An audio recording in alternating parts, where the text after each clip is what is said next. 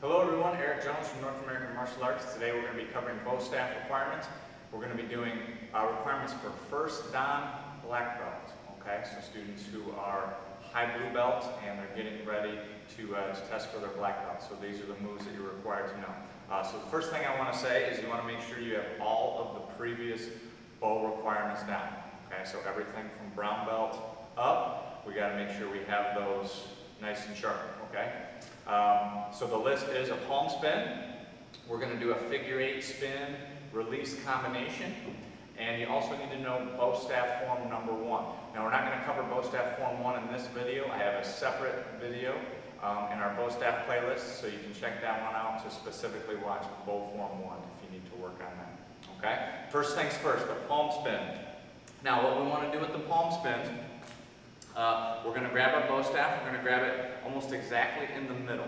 Now what we want to be able to do first is we want to be able to hold the bow above our head, open our hand, and just balance it with our hand flat. We want to find where our bow staff has a good balance point, okay? So once you've done that, what you're going to do is grab your bow staff, okay? You're going to hold it about like this. What you're going to do is you're going to wind the bow staff up, bow staff going to the right, then we're going to spin our arm to the left. So we'll wind up to the right, spin to the left. When my fingers point back, I'm going to open my hand, the bow staff's going to rotate on my palm, and then when I'm ready for it to stop, I'll grab and catch. Okay, so it will look like this. So that is my palm spin. Now this move takes some practice, okay, and a couple tips when you're doing this move. Try not to look up at your bow staff, okay? I find a lot of students when they're looking up at their bow, they tend to drop it and end up, falling on their head. So just try to keep your eyes straight ahead when you do it. Try not to look up at the bow. So you're going to swing and catch. Now the amount of rotations that your bow staff does depends on you. It depends on how hard you spin it and how long you want to go. So you can let it spin just a few times, or you can let it spin many times. Eventually you're going to run out of momentum and your bow staff's going to fall, so make sure you grab it before you do that. So I'm going to spin and catch. There's my palm spin. Again, so I wind up to the right, spin left, and catch. Okay, one more time. Spin, catch. So there's the palm spin. Take some practice, don't get discouraged, keep working on it, you'll get it. The next combination is our figure 8 behind the back release combination. It's a build-up combination of what we've already done. So I'm going to show it to you one time, and then we're going to kind of break it down into steps. Okay? So it looks like this. There it is. Okay? Now what we're doing first is we're doing figure 8 spins. The next move, we're going to take our right hand off, and we're going to go behind the back, and we're going to grab it. Right after that, I'm going to do our hand spin.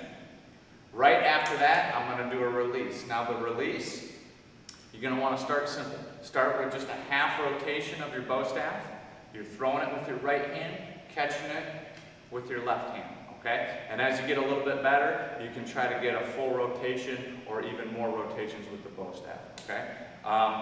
This move, if there's one part that's more of a struggle, so if you're just need to work on the release, practice just that part and then put everything together. I find it's easier to do a hand spin with the release after. Instead of just throwing it, I like to do the hand spin and then the throw and just get used to doing that one. So you can practice just that part. Ideally, you want to try to catch your bow staff, whether you catch it like this or like this. You want to catch it and rotate it so it's straight up and down. Okay? And boom. Okay? So a couple more times. Figure 8, behind the back, and throw. Okay? And as you get better at it, you can do something that we call floating, which basically is where you cut the first part of the combination out, and you do your behind the back throw, and then you go right back to it. So floating would look like this, okay? I go here, catch, and then I go right behind my back for another. And I just keep it going.